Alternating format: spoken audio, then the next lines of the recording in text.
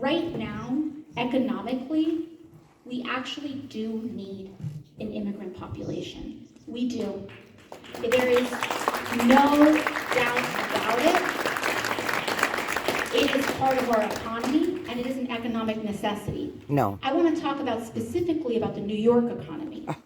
Right now, we have a very strong agricultural sector upstate, and our local farm owners and our local agricultural industry needs workers desperately.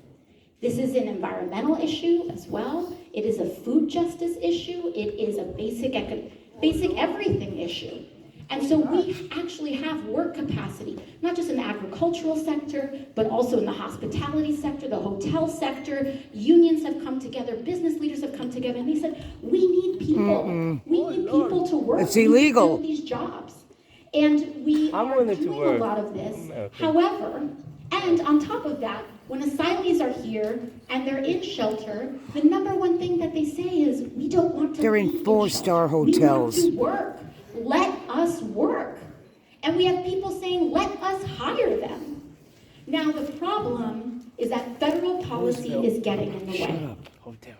And currently, if you come to this country as an asylee, you have to wait almost a year in order to be allowed to have work authorization. And because of that long tail that prevents people from coming and just starting to get to work right away, we are getting people that are not capable of supporting themselves economically, which then becomes a strain on our shelter system and on housing and other forms of supportive systems. So if we just unplug that situation, then we will not have the capacity and strain issues that we are presently having. No. People want to work, people want to put them to work. We need this.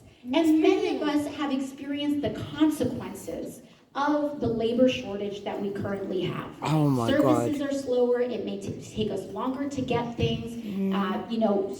We have seen an erosion in the quality of many services, and a lot of that is connected to a labor shortage that we have, which is for many contributing reasons and factors.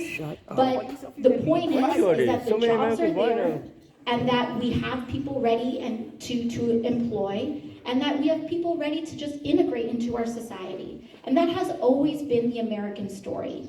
Almost every single one of us, in terms of the census in this district, almost every single one of us, with the exception of African descendants of slaves and indigenous peoples, are descendants of immigrants in this country.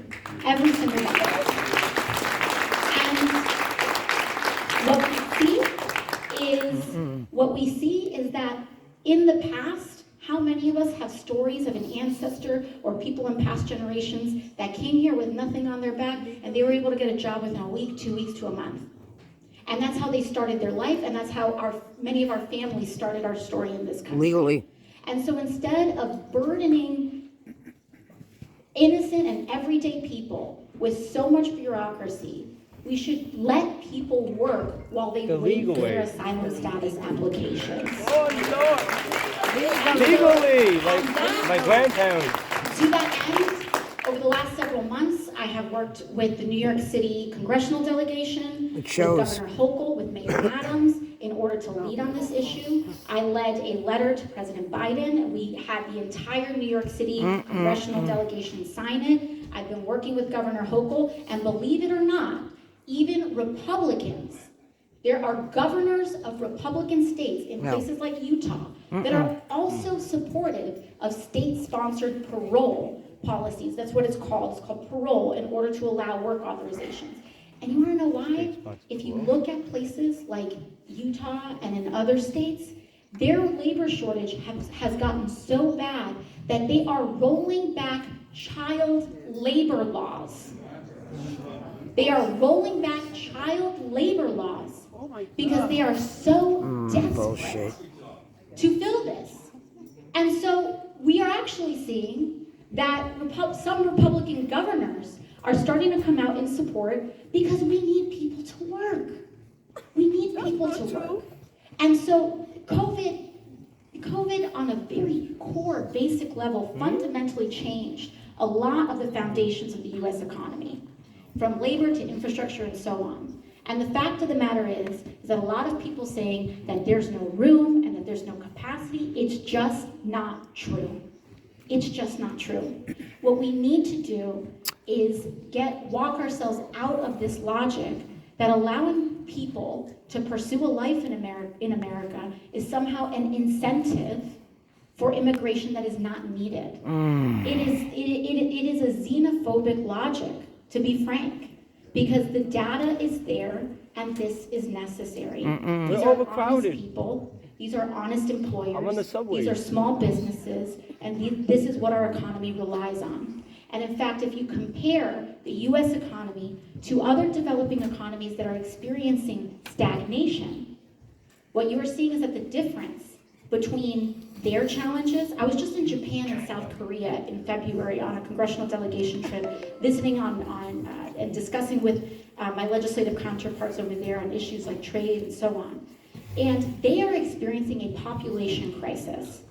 Seniors in Japan, the population of seniors in Japan have far outweighed the population of young people. People are not having families, people are not having kids. They don't let illegals in Japan. They are experiencing serious economic challenges.